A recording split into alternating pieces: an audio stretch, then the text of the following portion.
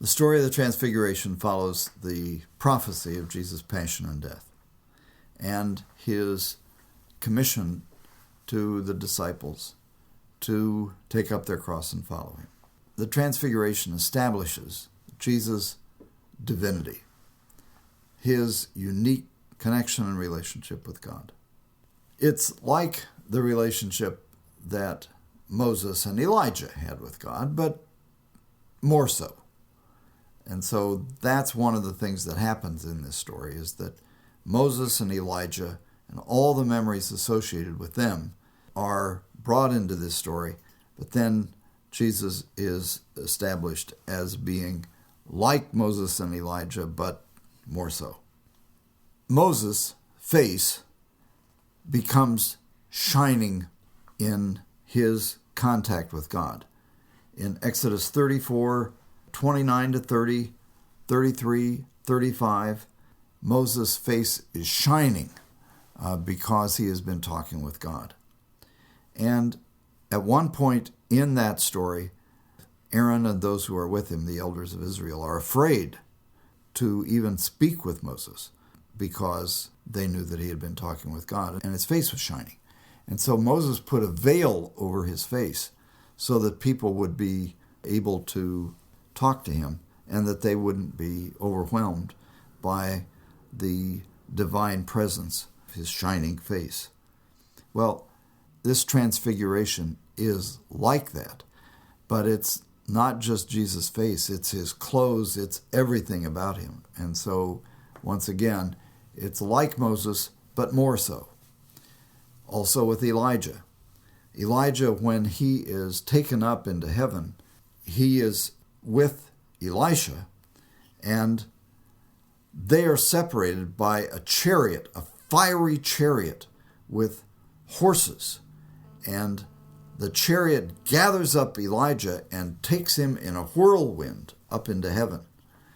Now, this is also, the most concrete manifestation of divine presence in relation to a prophet.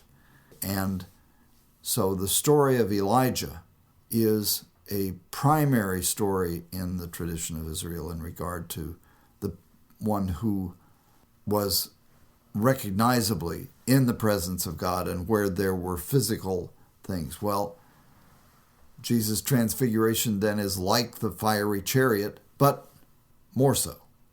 And so that is also part of what is implied in his ascension in Acts. He ascends. He is like Elijah, but more so. The shining clothes are white like the clothes of an angel, of a divine messenger. They are shining white. And once again, it's like an angel, but more so. So that in this first episode of the story, what is described are various signs of the presence of God, transforming Jesus and setting his passion in the context, then, of his divine power. So that the passion is not about, and his death is not about his being defeated. Rather, it is a sign of his divine authority and presence.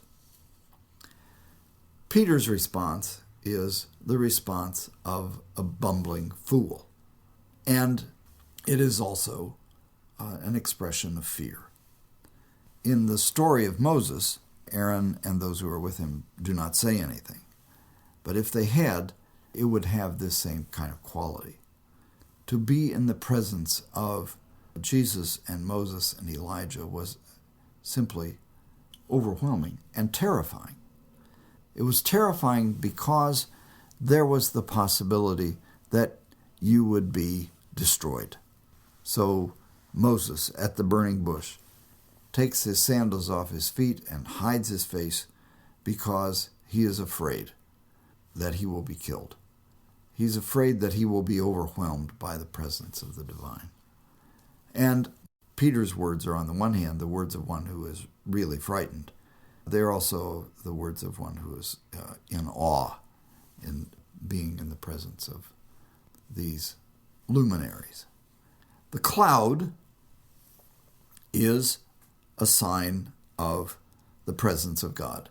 So Moses, when he went up on the mountain, entered into the cloud, and it was in the cloud then that he experienced God. So he was in God's presence, but God was not seen because he was in the cloud. Well, the voice comes from the cloud.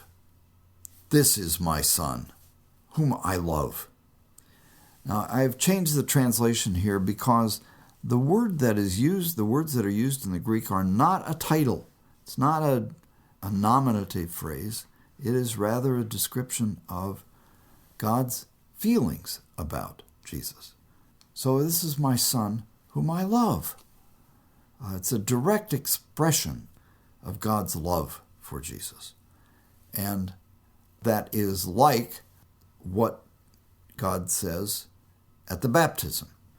In fact, it's virtually the same words. So they are then instructed to listen to him.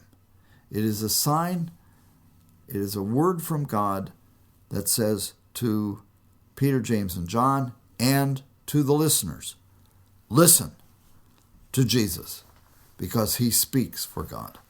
And then when they look around, they see no one with them anymore, but only Jesus. So this is a sign of Jesus then being in the succession of Moses and Elijah, but one who is greater than Moses and Elijah. So when they are coming down from the mountain, they are instructed then to tell no one about it. It's a preservation of the secret of Jesus' identity, until after he has been raised from the dead. So they are not to tell anyone about what they have seen, because it is a sign of Jesus' divinity, of Jesus being a manifestation of God, a presence of God, God in human form. And what is implied in this is that people would never understand. And only after the resurrection would this even be a story that could be told. The secret, then, of Jesus' identity is to be kept until after the resurrection. The resurrection shows it, makes it clear that Jesus is uniquely related to God.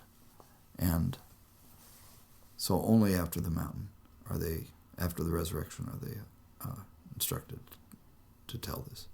So in telling this story, in the first episode, you want to convey the wonder and awe of this experience, of this manifestation of divine presence on the mountain. And whatever you can do to make this something that the listeners can see in your face, in your gestures, in the things that you point to, in your voice, do that. Peter's words are the words of one who is terrified and who is trying to find something to say. The words of God about Jesus are words of love, of divine love. And the end of that episode is describing the disciples' experience, the experience of Peter, James, and John. So when they looked around, they saw no one.